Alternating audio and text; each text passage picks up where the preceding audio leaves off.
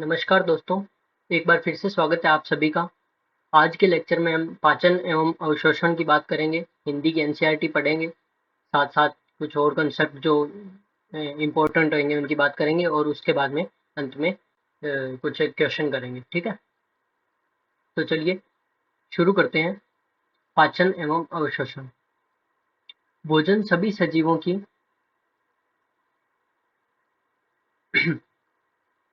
भोजन सभी सजीवों की मूलभूत आवश्यकताओं में से एक है। तो भोजन अपने को ज़रूरत क्यों पड़ती है? सबसे पहली बात यही है कि भोजन क्यों खाते हैं अपने? तो उसका आंसर ये है कि अपने को कुछ भी काम करना है तो उसके लिए एनर्जी की रिक्वायरमेंट रहती है, तो एनर्जी चाहिए ही चाहिए अपने को। तो उस एनर्जी के लिए अपने को भोजन करना होता है, ठीक है? अब भोजन किस-किस टाइप का होता है? अपने नॉर्मली खाना खाते हैं उसके अंदर क्या-क्या होता है? कार्बोहाइड्रेट होता है, फैट होता है, प्रोटीन होता है, मेनली यही होता है, ठीक है?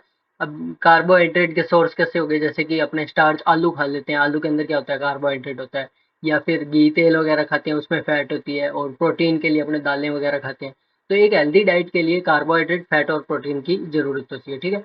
अब कार्बोहाइड्रेट भी इसमें हेल्दी डाइट के लिए क्या-क्या होता है? कार्बोहाइड्रेट 60% होना चाहिए, प्रोटीन 20% होना चाहिए और फैट जो है वो 20% होना चाहिए। लेकिन कुछ एक पदार्थ ऐसे होते हैं जिनकी आवश्यकता तो कम होती है, यानी कि अल्प मात्रा में ज़रूरी होते हैं, लेकिन ज़रूरी होते हैं, वो भी बॉडी के अंदर होने चाहिए। जैसे कि विटामिन्स और खनिज लवण। विटामिन्स अल्प मात्रा में विटामिन एवं खनिज लवणों की भी आवश्यकता होती है। तो खनिज लवण और विटामिन इसीलिए कहते हैं, जैसे कि अपने बड़े बुजुर्ग कहते हैं कि धूप में बैठना चाहिए जिससे विटामिन डी मिलता है, या फिर हरी सब्जियाँ खानी चाहिए या फिर दूध वगैरह। तो विटामिन के भी अलग-अलग सोर्स होते हैं, ठीक है? भोजन से ऊर्जा एवं कई कच्चे कायिक पदार्थ प्राप्त होते हैं जो वृद्धि एवं ऊतकों की मरम्मत के काम आते हैं। अब वृद्धि के लिए अपने भोजन करते हैं। एक सेल से अपनी जर्नी स्टार्ट होती है लाइफ की, और आज हम कितने बड़े हो चुके हैं, या फिर जैसे व्हेल है तो उसकी भी जर्नी एक सेल से ही स्टार्ट हुई है, ठीक है? लेकिन आज उसकी जो ग्रोथ हो के वो कितनी बड़ी हो जाती है, ये सिर्फ और सिर्फ फूड पे डिपेंड करता है, ठीक है?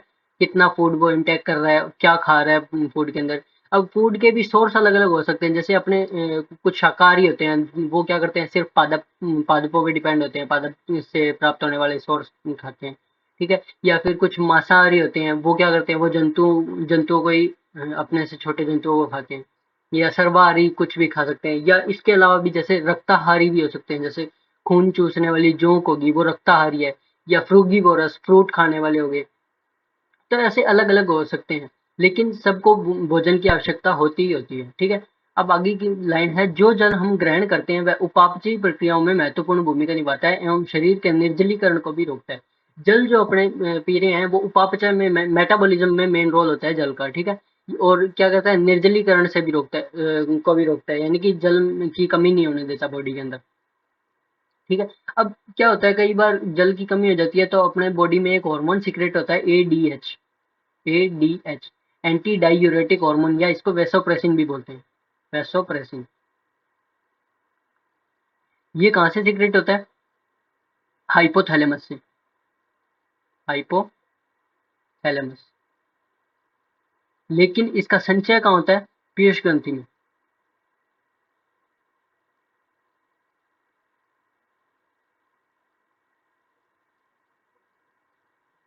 हाइपोथैलेमस से तो ये सीक्रेट होता है, लेकिन पीयूष ग्रंथि में इसका संचय होता है, ठीक है? एडीएच या वेसोप्रेसिन, इसका काम क्या होता है, ये किडनी से क्या करेगा, जल को अवशोषित करेगा, जिससे कि बॉडी में तो जल की कमी नहीं होने देगा, बॉडी के अंदर जल पूरा भरपूर मात्रा में रहेगा। लेकिन मूत्र के अंदर क्या होगा, मूत्र सांद्रित हो जाएगा, जल अवशोषित कर देता है ये, ठीक है? इसलिए इसको एंटी डाइयूरेटिक हार्मोन भी बोलते हैं, ठीक है? चलिए आगे क्या कर रही है एनसीईआरटी। हमारा शरीर भोजन में उपलब्ध जैव रसायनों को उनके मूल रूप में उपयोग में नहीं कर सकता। यानी कि अपने जो भी खा रहे हैं, जैसे कि कुछ भी कार्बोहाइड्रेट, फैट या प्रोटीन कुछ भी ले रहे हैं, तो उनको as it is cells use नहीं ले सकती, उनसे एनर्जी नहीं बना सकती। तो उसके लिए क्या होगा कि उनको छोटे छोटे टुकड़ों में पहले तोड़ा जाएगा, छोटे छोटे टुकड़ों में टूटने के बाद क्या होगा, सेल्स उनको एब्जॉर्ब कर लेगी और उसके बाद में एटीपी वगैरह एनर्जी अपने को प्रोवाइड हो जाएगी, ठीक है?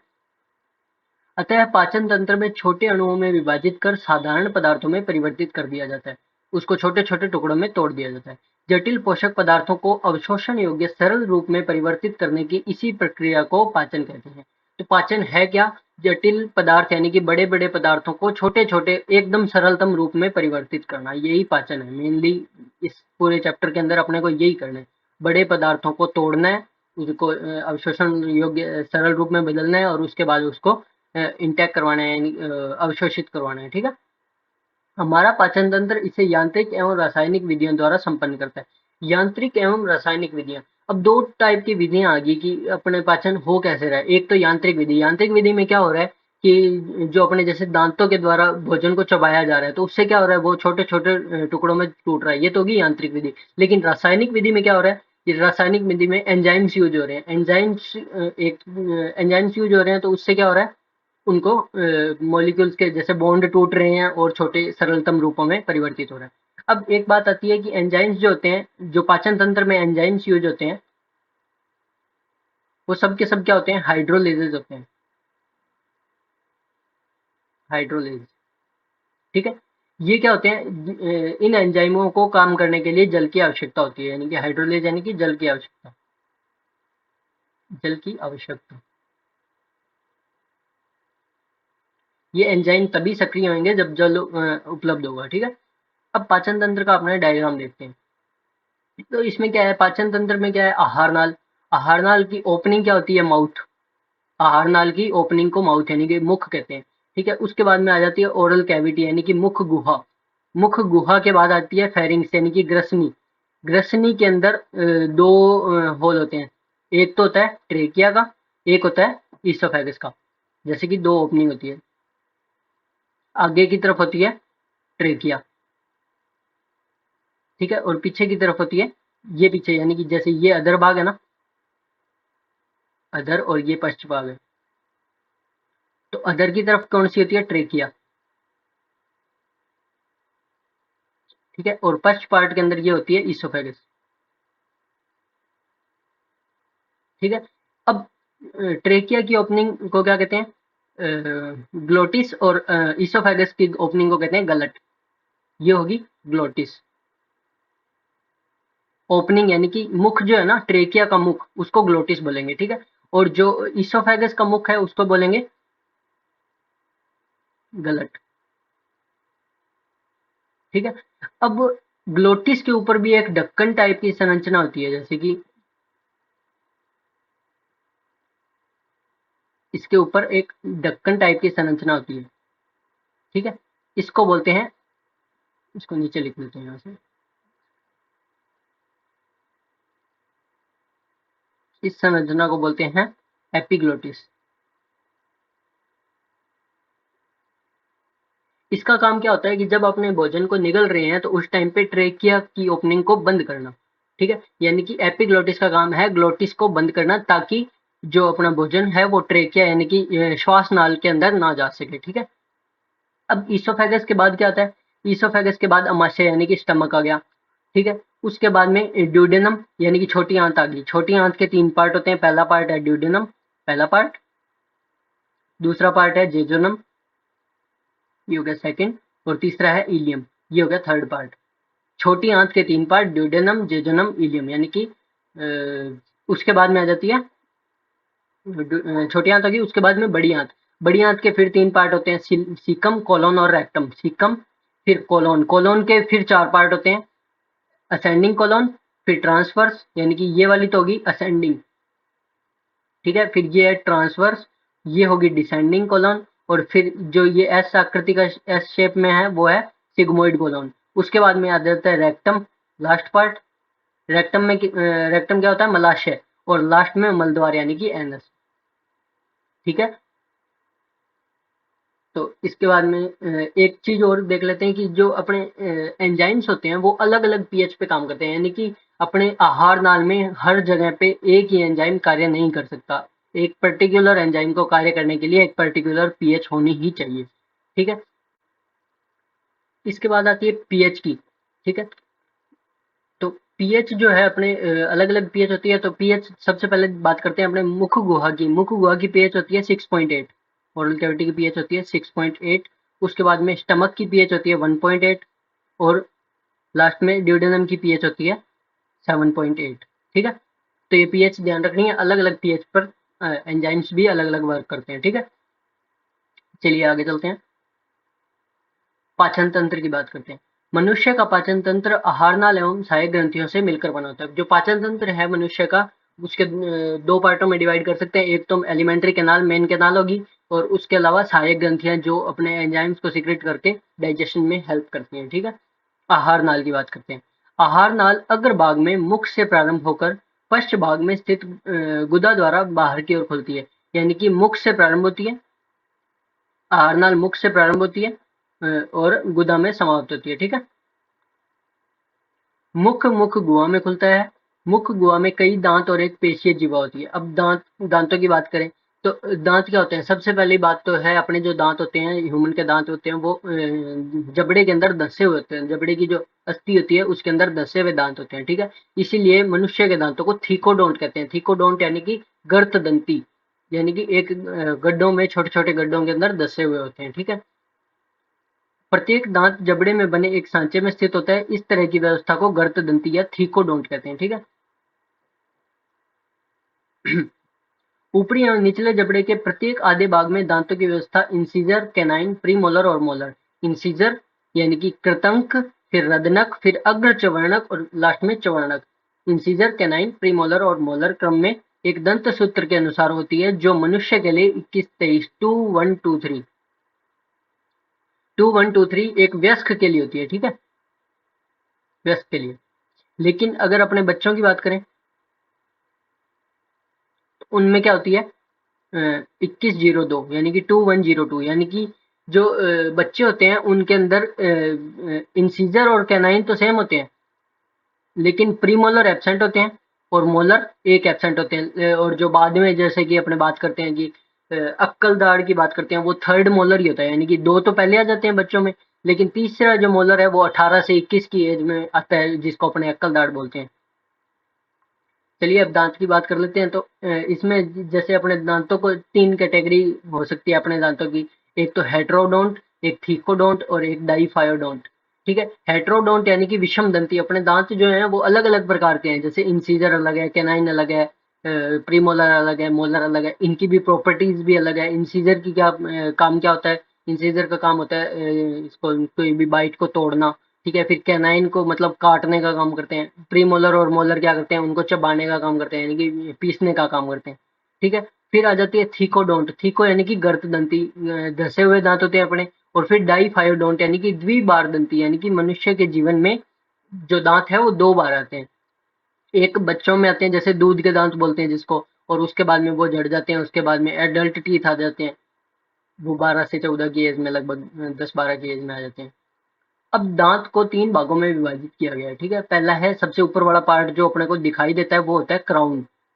ठीक है, उसके बाद में जो पार्ट होता है वो होता है नेक, और सबसे नीचे रूट होता है, जो कि जबड़े के अंदर धंसा हुआ रूट वाला पार्ट होता है। ठीक है, अब जो है दांत की सबसे ऊपर वाली कठोर सतह जो होती है, जो चबाने का काम करती है, वो होती है इनेमल।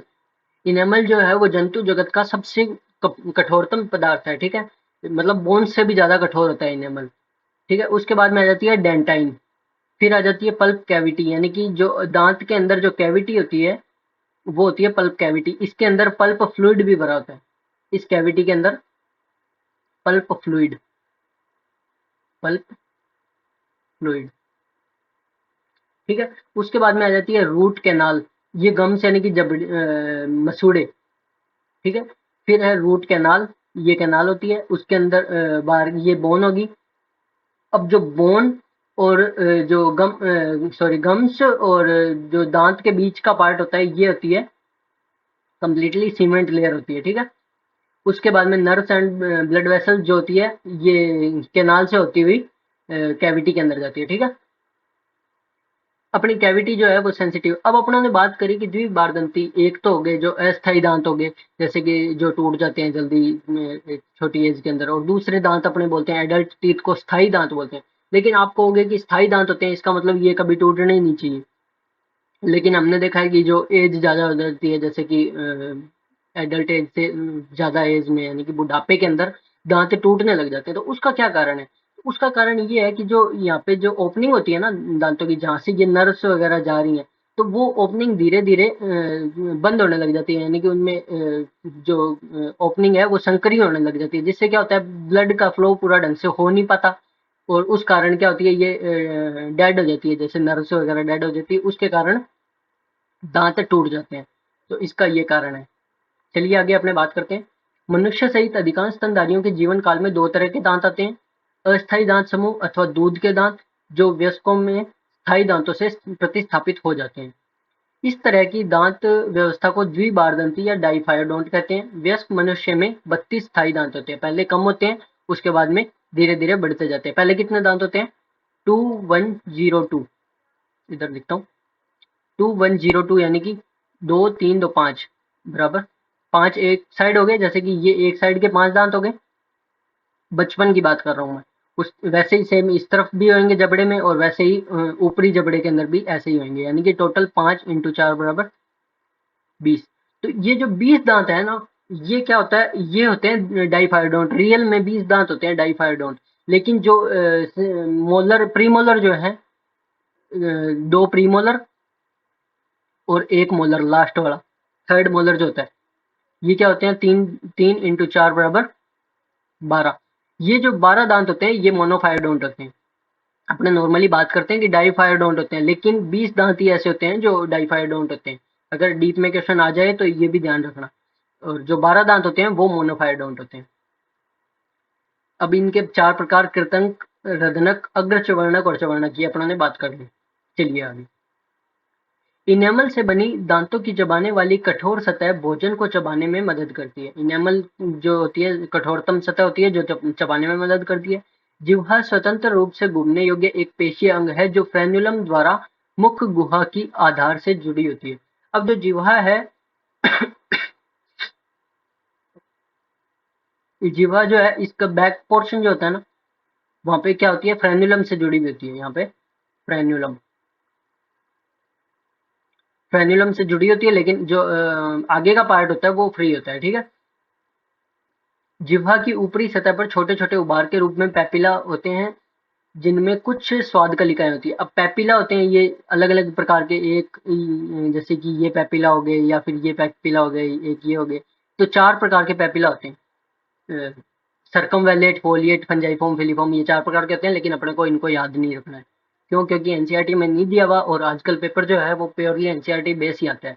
घुमाए हुए क्वेश्चन हो सकते हैं, जैसे कि मतलब लैंग्वेज में कंफ्यूज कर सकता है, लेकिन डाटा एनसीईआरटी से बाहर नहीं आएगा। इसलिए अपने को एनसीईआरटी एकदम अच्छे से गोटे लगाने हैं, रटने हैं बिल्कुल, ठीक है। लेकिन कुछ एक जैसे कि स्वाद भी अब जीभ की सरफेस पे अलग-अलग तरह का स्वाद होता है। जैसे कि बात करें कड़वा स्वाद जो होता है वो बैक पोर्शन में होता है, ठीक है। खट्टा स्वाद साइडों में होता है, साल्टी होता है आगे की तरफ जीभ के, और स्वीट जो होता है मीठा स्वाद वो जीभ के एकदम अगले टॉप पोर्शन पे होता है। चलो आगे बात करते हैं। मुख गुहा एक छोटी ग्रसनी में खुलती है जो वायु एवं भोजन दोनों का ही पथ है। मुख गुहा जो है वो वायु और भोजन दोनों का पथ है। ये मुख गुहा सॉरी ग्रसनी जो है वो वायु और भोजन, यानी कि ग्रसनी के आगे ही तो ट्रेकिया और इसोफेगस दो डिवाइड, अलग अलग नलियां डिवाइड होती हैं, जहाँ से ट्रेकिया से श्वास जाता है और इसोफेगस से जो है वो भोजन वगैरह अंदर जाता है। उपास्थि में गांठी ढक्कन, ये अपन बात कर ली। एपिग्लोटिस की भोजन को निगलते समय श्वास नली में प्रवेश करने से रोकती है। ये अपन देख लिया, देखो ये जो है एपिग्लोटिस की बात अपन ने की थी। एपिग्लोटिस क्या होती है, जब भोजन को निगलते टाइम पे ट्रेकिया को ढक लेती है, जिससे कि ट्रेकिया में भोजन प्रवेश ना करे।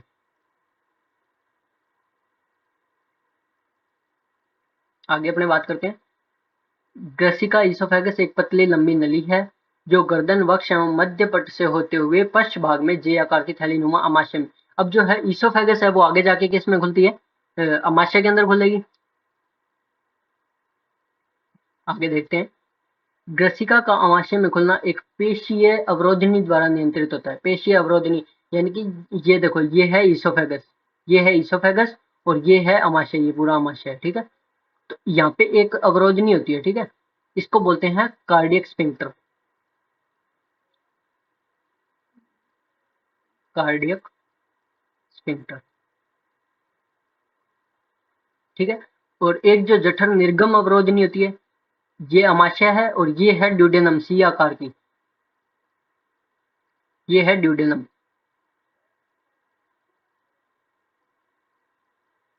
ठीक है। ड्यूडेनम से पहले एक और होती है, स्फिंक्टर होता है, उसको कहते हैं पाइलोरिक स्फिंक्टर। Pyloric sphincter. ठीक है। अब अमाशय के 4 पार्ट होते हैं, ये हिंदी के एनसीईआरटी में गलत दिया हुआ है, इसको थोड़ा सा सुधार कर लेना। हिंदी के इंग्लिश के एनसीईआरटी में सही है। ये होता है फंडस, ये होता है कार्डियक,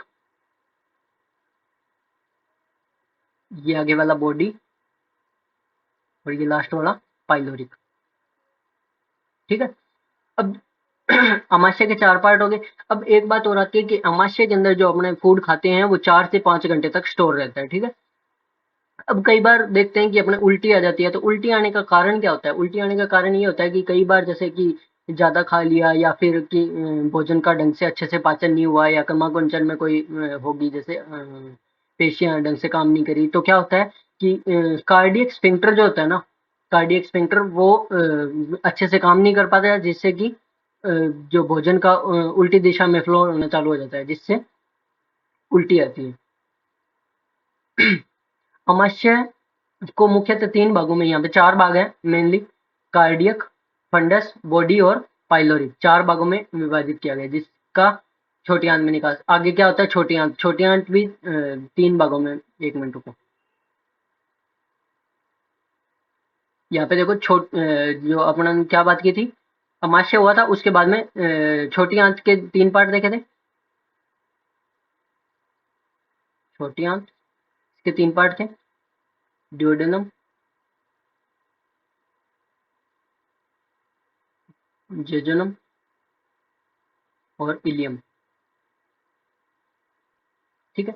उसके बाद में बड़ी आंत के 3 पार्ट,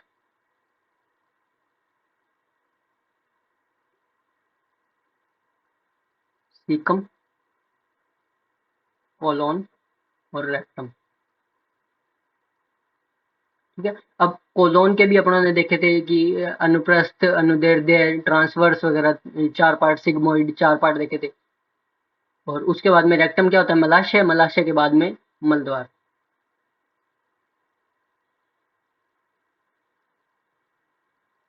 तो ये हो गए अपने आहार नाल के पार्ट हो गए। ठीक है। चलिए आगे देखते हैं। छोटी आंत के छोटी आंत के 3 भाग होते हैं, सी आकार की ग्रहणी यानी कि ड्यूडेनम, फिर कुंडलित मध्य भाग अग्र क्षुदांत्र यानी कि जेजुनम, और लंबी कुंडलित क्षुदांत्र यानी कि ड्यूडेनम, जेजुनम और इलियम। ठीक है। अमाशय का ग्रहणी में निकास जठर निर्गम अवरोधनी यानी कि पाइलोरिक स्फिंक्टर द्वारा नियंत्रित होता है।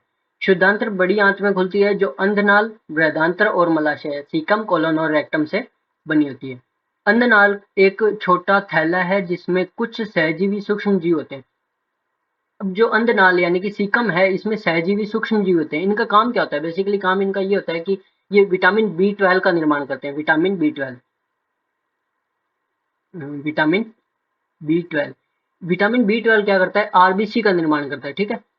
तो इस विटामिन बी 12 का निर्माण कौन करते हैं? ये सहजीवी सूक्ष्म जीव करते हैं। ठीक है। अंधनाल से एक अंगुली जैसा प्रवर्ध परिशेषिका निकलता है, जो एक अवशेषी अंग है, कृमि रूपी परिशेषिका। ये देखो, ये है वर्मीफॉर्म अपेंडिक्स, कृमि रूपी परिशेषिका। ये क्या करता है? अवशेषी अंग है वैसे अपने बॉडी के अंदर, लेकिन कई बार क्या होता है कि ये इसमें दर्द होने लग जाता है, जिससे कि इसको काट कर हटा दिया जाता है। इसको अपेंडेक्टोमी बोलते हैं। उसके बाद में अपने देखते हैं, अंधनाल बड़ी आंत में खुलती है। वृहदांत्र 4 भागों में विभाजित होता है, आरोही, अनुप्रस्थ, अवरोही और सिग्मा बी। वृहदांत्र के यानी कि कोलोन के 4 पार्ट, आरोही, अनुप्रस्थ, अवरोही और सिग्मोइड। अवरोही भाग मलाशय में खुलता है, जो मल द्वार द्वारा बाहर खुल जाता है। अवरोही भाग यानी कि उसके बाद सिग्मोइड हो गया, सिग्मोइड के बाद में मलाशय के द्वारा, मलाशय से आगे होते हुए मलद्वार द्वारा बाहर खुलता है। ठीक है। अब जो मलाशय है उसकी बात करें तो देखो, ये हो गया मलाशय। ठीक है, और ये हो गया मल द्वार।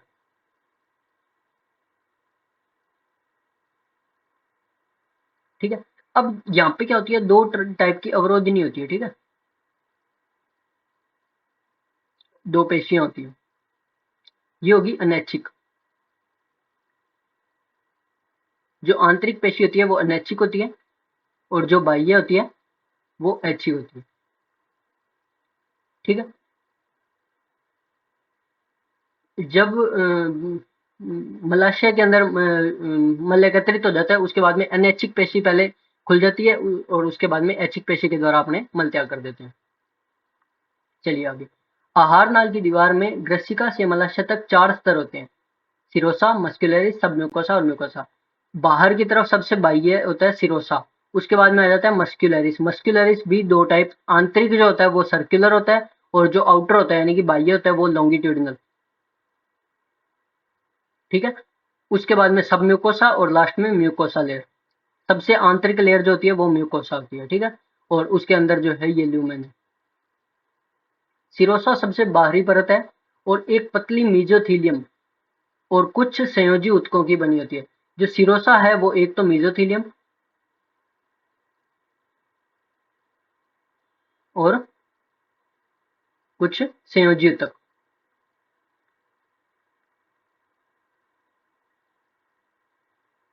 संयोजी ऊतकों की बनी होती है। ठीक है, अब आ गया है मस्कुलरिस, प्राय आंतरिक एवं वर्तुल पेशियों द्वारा, पेशियों एवं बाह्य अनुदैर्ध्य पेशियों की बनी होती है। ठीक है, आंतरिक जो होती है सर्कुलर पेशियां होती है, और बाह्य अनुदैर्ध्य पेशियां यानी कि लॉन्गिट्यूडिनल पेशियां होती है।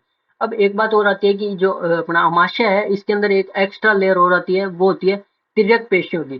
ठीक है, अमाशय में क्या होता है, क्रमाकुंचन गतियां होती है, तो क्रमाकुंचन गतियां काफी ज्यादा होती है अमाशय के अंदर। वैसे तो पूरी आहार नाल में क्रमाकुंचन गतियां होती है, लेकिन अमाशय की जो क्रमाकुंचन गतियां हैं वो थोड़ी ज्यादा होती हैं, इसलिए वहां पे एक अलग से पेशियों की लेयर और होती है, जिसको तिर्यक पेशियां बोलते हैं। आगे अपने बात करते हैं। कुछ भागों में एक तिर्यक पेशी स्तर होता है, अपने बता ही दिया अमाशय के अंदर तिर्यक पेशी स्तर होता है। सब म्यूकोसा स्तर रुधिर, लसिका एवं तंत्रिकाओं युक्त मुलायम संयोजी ऊतकों की बनी होती है। अब सब म्यूकोसा, उसमें संयोजी ऊतक थे, ये देखो, इसमें है कुछ संयोजी ऊतक, लेकिन इसके अंदर जो है सब म्यूकोसा के अंदर होते हैं वो मुलायम संयोजी ऊतक होते हैं। ठीक है, ग्रहणी में कुछ ग्रंथियां भी सब म्यूकोसा में पाई जाती है। अब सब म्यूकोसा में वैसे तो रुधिर, लसिका और तंत्रिका युक्त संयोजी ऊतक थे, लेकिन जो ग्रहणी की सब म्यूकोसा है वहां पे ग्रंथियां होती है, क्योंकि ग्रहणी में सबसे ज्यादा पाचन जो है, पाचन की क्रिया या सबसे ज्यादा एंजाइमेटिक क्रिया जो होती है वो ग्रहणी के अंदर होती है, इसलिए कुछ एंजाइम्स भी पाए जाते हैं ग्रहणी की सब म्यूकोसा में। आहार नाल की ल्यूमेन की सबसे भीतरी परत म्यूकोसा है, सबसे अंदर की तरफ म्यूकोसल लेयर होती है, और म्यूकोसा भी क्या होती है, म्यूकोसा के अंदर विलाई और माइक्रोविलाई पाए जाते हैं, जिससे क्या होता है, सरफेस एरिया बढ़ जाता है, जिससे अवशोषण आसानी से हो जाता है। यह स्तर आमाशय में अनियमित वलय एवं छोटी आंत में अंगुली नुमा प्रवर्ध बनाता है। अब जो म्यूकोसा लेयर थी, सबसे आंतरिक परत थी, उसमें जो आमाशय के अंदर क्या होता है, जो अनियमित वलय होती है, जैसे जिसको रुगे बोलते हैं। ठीक है, ये क्या होता है, जब पेट खाली होता है ना, तब अपने आसानी से इनको देख सकते हैं, रुगे यानी कि वलन टाइप में होते हैं। जैसे कि ये अमाशय है ना, तो अमाशय के अंदर वलन होते हैं, जब खाली पेट होता है तब अपने इनको देख सकते हैं। और जो छोटी आंत होते हैं उसमें उंगली नुमा प्रवर्ध होते हैं, जिनको विलाई बोलते हैं। अंकुर की सतह पर स्थित कोशिकाओं से असंख्य सूक्ष्म प्रवर्ध निकलते हैं, जिनको माइक्रोविलाई बोलते हैं। ठीक है, सूक्ष्म प्रवर्ध माइक्रोविलाई, जिन्हें सूक्ष्म अंकुर यानी कि माइक्रोविलाई कहते हैं, जिससे ब्रश बॉर्डर जैसा लगता है, और ये मतलब सरफेस एरिया बढ़ा देता है, और अवशोषण के लिए ज्यादा सरफेस एरिया बना देता है। यह रूपांतरण सतही क्षेत्र को अत्यधिक बढ़ा देता है। अंकुरों में केशिकाओं का जाल फैला रहता है, और एक बड़ी लसिका वाहिका होती है जिसे लैक्टियल बोलते हैं। अब विलाई और माइक्रोविलाई की अपने स्ट्रक्चर देख लेते हैं। ये है विलाई। ठीक है, ये विलाई है। विलाई के केंद्र के अंदर क्या होती है, लैक्टियल। ठीक है, उसके अलावा कैपिलरीज होती हैं यानी कि केशिकाएं होती हैं। आर्टरी, ये रेड कलर की जो है वो आर्टरी है यानी कि धमनी, और जो ब्लू कलर में है वो है वेन यानी कि शिरा। और क्रिप्स ऑफ लिबर कोहन भी पाए जाते हैं इसके अंदर। इसमें क्या होता है, एंजाइमेटिक पार्ट होता है, ये क्रिप्स ऑफ लिबर कोहन गर्त होते हैं बेसिकली, और इनके अंदर क्या होती है, ग्रंथियां होती है जिससे एंजाइम सीक्रेट होते हैं। म्यूकोसा की उपकला पर कलश कोशिकाएं होती है। म्यूकोसल लेयर पे क्या होता है, कलश कोशिकाएं होती है। कलश कोशिकाओं का क्या काम, क्या होता है, स्नेहन प्रदान करना, यानी कि लुब्रिकेशन, यानी कि सरफेस को स्मूथ बनाती है। बेसिकली बात ये, जो स्नेहन के लिए म्यूकस का स्राव करती हैं। म्यूकोसा अमाशय और आंत में स्थित अंकुरों के आधारों के बीच लिबर कुहन प्रगुहिका, यानी क्रिप्स ऑफ लिबर कुहन भी कुछ ग्रंथियों का निर्माण करती है। इनके अंदर भी ग्रंथियां पाई जाती है। सभी चारों परतें आहार नाल के विभिन्न भागों में रूपांतरण दर्शाती है, यानी कि कहीं पे ग्रंथियां ज्यादा हैं तो कहीं पे क्या होती है, सरफेस एरिया बढ़ाने के लिए विलाई और माइक्रो विलाई पाए जाते हैं, तो कहीं पे क्या नाम है, मसल्स ज़्यादा हैं, जैसे कि अमाशय में मसल्स ज़्यादा होती हैं। और अपने इसकी बात करें, जैसे कि ड्यूडेनम की बात करें, तो वहाँ ग्रंथियाँ ज़्यादा है, तो इनके थोड़े बहुत रूपांतरण चलते रहते हैं। चलिए आज के लिए इतना ही। कुछ एक क्वेश्चन देख लेते हैं, उसके बाद में बाकी की बात अपने नेक्स्ट क्लास में करेंगे, ठीक है। पहला क्वेश्चन है, छोटी आंत कौन सा भाग कुंडलित नहीं होता। छोटी आंत में क्या होता है, ड्यूडेनम, जेजोनम और इलियम, यानी कि ग्रहणी, अग्र क्षुद्रांत्र और पश्च क्षुद्रांत्र या क्षुद्रांत्र भी बोल सकते हैं। ये मलाशय तो बड़ी आंत का पार्ट हो गया, ठीक है। अब इनके अंदर भी ये अग्र क्षुद्रांत्र और पश्च क्षुद्रांत्र क्या होता है, ये कुंडलित भाग होता है, लेकिन ग्रहणी जो होता है वो सी आकृति के होते हैं, तो कुंडलित नहीं होती ये देखो, ये जो है क्षुदांत्र, अग्र क्षुदांत्र और क्षुदांत्र जो ये तो है, ये पूरी कुंडलित है। लेकिन जो ड्यूडेनम या ग्रहणी है, ये कुंडलित नहीं है, ये सी आकृति की है, ठीक है। चलिए अगला क्वेश्चन देखते हैं, इसका आंसर क्या गया, ग्रहणी। अगला क्वेश्चन देखो, मानव में वयस्क का दंत सूत्र क्या है। दंत सूत्र अपना वयस्क में बात की थी, 2 1 2 3, इंसीजर, कैनाइन, प्रीमोलर और मोलर। वैसे अपने बात करें तो 2 1 2 3 ऊपर, वैसे ही 2 1 2 3 ये नीचे हो गए, और इंटू 2 यानी कि ये अर्ध जबड़े के होते हैं, अर्ध पार्ट यानी कि सेंटर से एक साइड वाले पार्ट के होते हैं, तो वैसे ही इंटू 2 कर देंगे तो ये कितने हो जाएंगे टोटल, 32, ठीक है। वयस्क में 2 1 2 3 होती है, ठीक है। और यही अगर अपने छोटे बच्चे की बात करें तो इन्फेंट में कितने होते हैं, 2 1 0 2, 21 0 2। चलिए अगला क्वेश्चन, मानव के दंत में न्यूनतम संख्या किसकी होती है। 2 1 2 3, न्यूनतम संख्या किसकी होगी, कैनाइन की। कैनाइन यानी कि रदनक। अगला क्वेश्चन, आहार नाल की दीवार में कुल कितने स्तर होते हैं। आहार नाल की दीवार में कितने स्तर होंगे, 4 स्तर अपने बात की थी, सिरोसा, मस्कुलरिस, सब म्यूकोसा और म्यूकोसा, 4 स्तर होते हैं। अगला क्वेश्चन देखो, अंकुर या विलाई कहाँ उपस्थित होते हैं। विलाई किस में होते हैं, छोटी आंत में, अपना देखा था, ये रे विलाई, विलाई और माइक्रो विलाई, ये जो है वो कहाँ पे है, छोटी आंत के अंदर, ये है विलाई और माइक्रो विलाई, देख लिया। अगला क्वेश्चन देखो, मनुष्य के दंत होते हैं, गर्तदंती, द्विबारदंती, विषमदंती, उपरोक्त सभी। ये अपन ने बात कर ही ली कि मनुष्य के दांत गर्तदंती भी होते हैं, द्विबारदंती यानी कि 2 बार आते हैं, विषमदंती यानी कि अलग अलग तरह के दांत होते हैं, तो ये हो गया उपरोक्त सभी। अगला क्वेश्चन देखिए, मानव का आहारनाल अनेक परतों का बना होता है, बाहर से अंदर की तरफ परतों के सही क्रम का। सबसे बाहर क्या होती है, सिरोसा, सबसे बाहर होती है सिरोसा, तो पेशी स्तर सबसे बाहर नहीं होता, इसलिए काट दो। उसके बाद में क्या होता है, सिरोसा के बाद में मस्क्यूलरिस यानी कि पेशी स्तर होता है, उसके बाद में पेशी स्तर, ये भी कट गया पहला ऑप्शन भी। उसके बाद में सब म्यूकोसा और फिर म्यूकोसा, सिरोसा, पेशी स्तर, सब म्यूकोसा और म्यूकोसा, इसका आंसर हो गया बी। अगला क्वेश्चन देखिए, अंग तथा उसमें उपस्थित पेशी तंतु के सही जोड़े का चयन करें। ग्रहणी, ऐच्छिक पेशी प्लस लंबवत प्लस वर्तुल। ऐच्छिक नहीं होती, ग्रहणी के अंदर अनैच्छिक पेशियां होती है। अमाशय में लंबवत, वर्तुल और तिरछे पेशी यानी कि तिरछे पेशी, यानी कि अमाशय के अंदर ये तीनों टाइप की होती है, लंबवत भी होती है, वर्तुल भी होती है और तिरछे भी होते हैं, तो अमाशय इसका सही आंसर हो गया। बृहदांत्र में वर्तुल, तिरछे बृहदांत्र में नहीं होते। मलाशय में सिर्फ ऐच्छिक नहीं, मलाशय के अंदर अपन ने देखा था कि ऐच्छिक और अनैच्छिक दोनों टाइप की पेशियां थी, आंतरिक जो है वो अनैच्छिक है और बाह्य जो है वो ऐच्छिक है, तो ये भी घट गया। चलिए अगला क्वेश्चन देखते हैं, निम्न में से कौन सा परत मुलायम संयोजी उत्तक का बना होता है। मुलायम संयोजी उत्तक, संयोजी उत्तक का अपन ने बात करी थी, देखो मुलायम संयोजी उत्तक का सब म्यूकोसा होगा, वापिस देख लो एक बार। ये देखो, संयोजी ऊतक का तो ये भी है, सिरोसा भी संयोजी ऊतक का है, लेकिन मुलायम संयोजी ऊतक का कौन सा है? मुलायम संयोजी ऊतक का है सबम्यूकोसा।